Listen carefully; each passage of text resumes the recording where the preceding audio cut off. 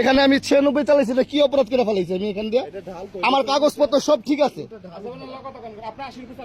হ্যাঁ, 80 রুপে চালাবে। এখানে ঢাল আপনারা বন্ধ করেন, এখানে তো অটোমেটিক ঢাল উঠে। আপনি কেন আপনি আমার 2500 টাকা আপনি আমার শুধু আমার শাশুড়ি অসুস্থ আপনারা বারবার বলতেছি আমি। তাহলে আমি কি বলছি? আমি প্রথমে ওনাকে এসে বলছি যে আমি আমার সমস্যা এখানে ঢাল, এই প্রবলেমটা হয়েছে। আমার কাগজপত্র সব ঠিক আছে, আপনারা শুধু আমাকে মামলা দিবেন। মানুষের তো প্রবলেম এখানে টোটালি হলো ঢাল। আপনার ঢালের সামনে এসে দাঁড়ায় আপনারা মামলা দিতেছেন, তাহলে এটা হইব? আপনারা এখন আপনারা গাড়ি যান, কি করুম? নাহলে গাড়ি পিড়ালে আর কি করুম? আমি কাগজপত্র সব ঠিক রাখছি, আপনারা তারপর আপনারা কোনো কথাই শুনতেছেন না। না, কোনো ওভার স্পিড চালাই নাই, কোনো ওভার স্পিডই চালাই নাই।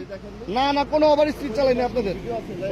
এখানে হলো ঢাল, এখানে অটোমেটিক আপনার উচ্চ জায়গা। তারপর আমি বললাম যে সরি, আপনারা আমার কোনো কথা, আমার শাশুড়ি অসুস্থ, আপনারা কোনো কথাই আমার শুনতে রাজি না। তাহলে আপনার কোনো গাত্তার কথা বলি নাই, কোনো গাত্তার কথা বলি নাকি আপনাদের? দেখান আপনার কোথায় বলছি গাত্তারামির কথা? আমি প্রথমে এসে বলছি যে আমার শাশুড়ি অসুস্থ, এখানে ডাল, আপনার কি ওইটা জায়গা আপনারা আমার মামলাটা ধরাই দিলেন।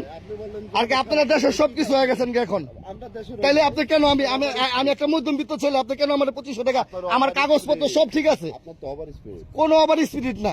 এখানে 80 রোড, আপনাদের এখানে হলো ঢাল, এখানে অটোমেটিক স্পিড উইটা জায়গা। আমার তো টাকা কেটেছে, আপনি কথা আসতে কি বলুন? তাহলে কি করবেন? তাহলে এখন মারেন আর কি করবেন?